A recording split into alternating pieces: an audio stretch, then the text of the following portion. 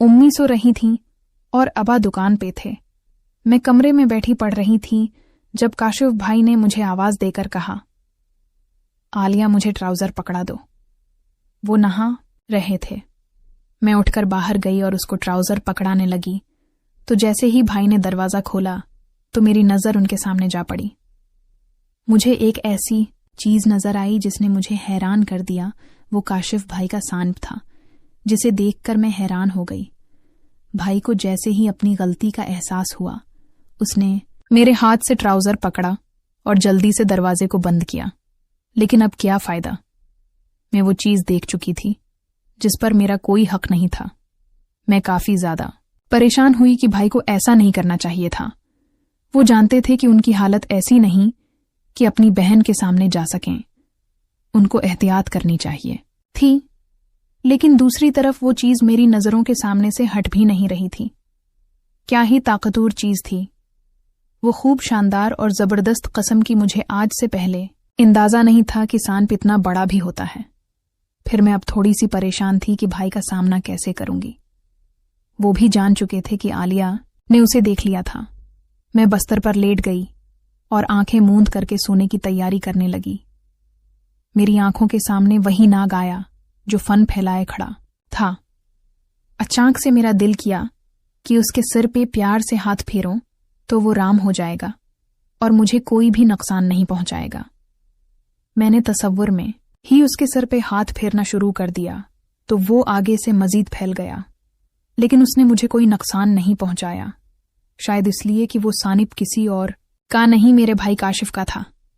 मुझे ख्यालों में वो अच्छा लगने लगा और मैंने उससे दोस्ती कर ली और मुसलसल उसके सिर पे प्यार से हाथ फेरने लगी। ऐसा करने से मुझे मीठा सा एहसास हो रहा था और जिस्म में मुख्तलिफ जगहों पर चिवंटियां सी रेंगती महसूस हो रही थी।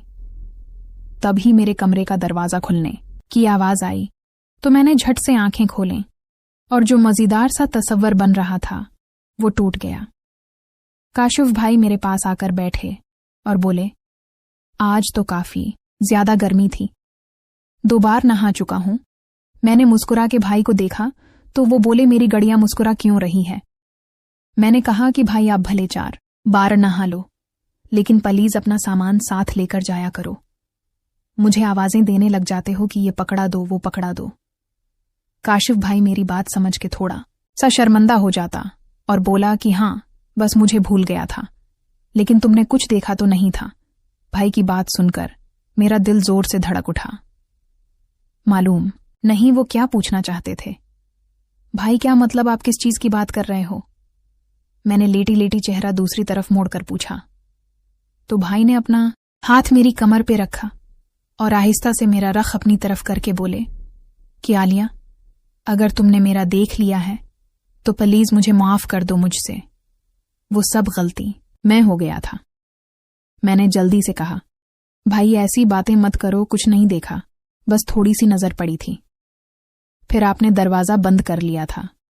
वो बड़े गौर से मेरे चेहरे का जायजा ले रहे थे। मेरी बात सुन के हल्का सा मुस्कुराए और बोले, आलिया तुम मेरी बहुत प्यारी बहन हो, मैं हर वक्त तुम्हारे लिए परेशान रहता हूं।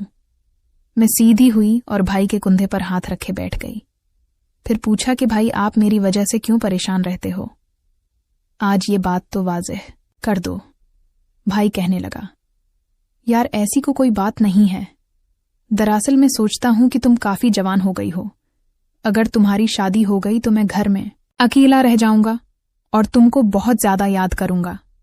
भाई ने काफी जवान पे जोर देते हुए कहा तो मैं उनके अंदाज पे मुस्कुरा पड़ी और पूछा कि भाई पहले तो ये बताओ काफी जवान क्या होता है और कैसे पता चलता है कि ये लड़की काफी जवान हो चुकी है। वो मेरी बात पर मुस्कुराने लगे और बोले कि जब लड़की बड़ी होती है तो वो काफी जवान हो जाती है। मैंने कहा, अब ये भी बता दो कि जवान होने का कैसे पता चलता है। वो बोले कि छोड़ो, ऐसी बात को तुम नहीं पूछो तो अच्छा है। मैंने कहा कि भाई बता दो ना कैसे पता चलता है। भाई ने मुझे अपने बाजुओं के हिसार में लिया और मेरे कान में बोले कि जब तुम्हारे लिए तोहफा लेकर आया था तो तुम्हारा साइज देखकर मुझे मालूम हो गया था। मैं काशिफ भाई की बात का मतलब समझकर शर्मा गई और कहा कि भाई भले मैं बड़ी हो गई हूं, लेकिन ये बात तो तय है कि इतनी जल्दी आपकी जान छोड़कर यहां से नहीं जाऊंगी। लेकिन अगर चली भी गई तो आपकी दुल्हन भी तो आए। गीना, आप इसमें इतना मग्न हो जाएंगे कि फिर आपको मेरी याद नहीं आएगी। काशिफ भाई भारी और जज्बाती आवाज में बोले कि आलिया, तुम्हारी जगह कोई लड़की भी नहीं ले सकती जो तुम्हारा मकाम मेरे दिल में बन गया है। रब जानता है कि मेरी दुल्हन कभी वो मकाम नहीं मिलेगा। मैं भाई की बात पर हैरान हुई और कहा, भाई, ये आपने अजीब बात कर दी है। बहन की अहमियत और प्यार अपनी जगह, लेकिन बहन की कमी तो पूरी नहीं कर सकते। मेरी बात सुनकर काशिफ भाई कुछ देर खामोश रहे, फिर बोले, आलिया, मुझे एक बात बताओ। मैंने कहा कि पूछो, कौन सी बात? काशिफ कहने लगा कि बहन अगर चाहे तो बीवी की जगह ले सकती है, इसमें कोई ऐसी बात नहीं, दोनों ही एक जैसा काम कर सकती हैं। मैंने कहा, नहीं भाई, प्लीज ऐसी बातें मत करो। मुझे नहीं पता कि हमारा मजहब इस मामले में क्या कहता है, लेकिन बज़ाहिर तो ये बात गलत लगती है। दोनों का अलग काम और अलग मकाम है। भाई ने कहा, भले तुम्हारी बात अपनी जगह ठीक है, लेकिन दोनों के वो मकाम तो एक जैसे हैं। न भाई के उस बात का मेरे पास कोई जवाब न था। वो वाकई सही कह रहे थे कि दोनों के मकाम एक जैसे होते हैं। बस सोच का फर्क होता है कि बीवी ये काम कर सकती है और बहन से करवाना मुनासिब नहीं है।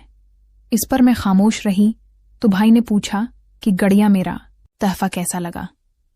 मैंने कहा, भाई, आपने इतने प्यार से दिया है तो अच्छा ही लगेगा न। वो बोले कि हाँ, प्यार से तो दिया है, लेकिन पहन कर दिखाओ, फट है या ढीला है। मैंने कहा, भाई, अभी तो पहनकर नहीं दिखा सकती, त्योहार आएगा तो उसी दिन पहनूंगी, क्योंकि आपने भी तो उसी दिन के लिए लाकर दिया था ना। वो बोले, हाँ, लेकिन अगर तुम पहन लो तो कोई मसला नहीं है, मैं तुम्हें और ला दूंगा। मैंने कहा, भाई, बहुत शुक्रिया, आप जैसा ख्याल रखने वाला भाई अल्लाह हर किसी को दे। भाई ने कहा, आलिया, तुमको पता है कि त्योहार वाले दिन समीरा खाला भी आ रही है, पूरे 10 दिन हमारे पास रहकर जाएंगी। मैं समीरा खाला के आने का सुनकर बहुत ज्यादा खुश हुई, क्योंकि हम दोनों बहन भाई की खाला से बहुत दोस्ती थी, क्योंकि वो हमारे पर अभी गैर शादीशुदा थी, बस मुझसे 5 साल और काशिफ से 2-2.5 साल बड़ी थी। मैंने कहा, भाई, लाहौर से वो किसके साथ आएंगी? तो काशिफ भाई ने बताया कि वो ट्रेन पर अकेली आएगी और मैं स्टेशन से उनको घर ले आऊंगा। इस वक्त लाहौर से नवाबशाह तक एक ही ट्रेन चलती थी, शायद उसका नाम शहबाज एक्सप्रेस था। खाला ने उसी ट्रेन में आना था। फिर काशिफ भाई किसी काम से बाहर निकल गए। अगले दिन को वापस आए तो मुझे कहने लगे कि आलिया, मेरा खाना मुझे ऊपर कमरे में दे दो प्लीज। मैंने कहा, भाई, कोई मसला नहीं, आप जाकर फरेश हो जाओ, मैं लाती हूं भाई। अपने कमरे में चले गए तो मैंने खाना गर्म किया। खाना लेकर ऊपर आई तो वो कमरे में बैठे इसी रिसाले को देख रहे थे जिस पर लड़कियों की तस्वीर थी। तस्वीर ही ऐसी थी जिसमें एक मर्द लड़की को करीम रोल चटवा रहा था। भाई, खाना ले लूं? मैंने काशिफ भाई को मतवजा करके कहा तो वो मेरी आवाज पर ऐसे चौंके जैसे उनको मेरे यहां आने का मालूम ही ना हो। फिर उन्होंने रिसाला एक तरफ रखा और मुझे कहने लगे कि आलिया, बैठ जाओ। मैं उनके पास बैठ गई तो वो खाना खाते हुए बोले कि ये रिसाला मुझे एक दोस्त ने दिया था, मैंने भी उसे गौर से नहीं देखा और लाकर यहां रख दिया, अभी देख रहा था। इसमें तो काफी सारी मालूमात हैं। मैं भाई की बात सुनने के काफी हैरान हुई कि वो कितनी सफाई से झूठ बोल रहे थे। न सिर्फ वो रिसाला देखते थे, बल्कि इसमें मेरी तस्वीर भी रखी हुई थी। मैंने कहा, भाई, अच्छा, मैंने तो नहीं देखा। वो बोले, ये उसे अपने कमरे में ले जाओ और सोने से पहले आराम से देखना, इसमें मुकम्मल मालूमात हैं।